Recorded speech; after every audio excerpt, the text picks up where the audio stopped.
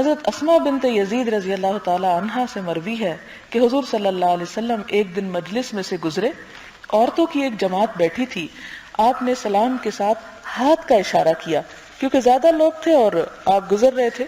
دو باتیں اس سے پتہ چلتی، ایک تو یہ کہ مرد عورتوں کو سلام کر سکتے ہیں، یعنی جیسے بیٹھی ہیں کہیں اور کوئی مرد آیا ہے تو وہ سلام کر سکتا ہے، اس میں حرج نہیں۔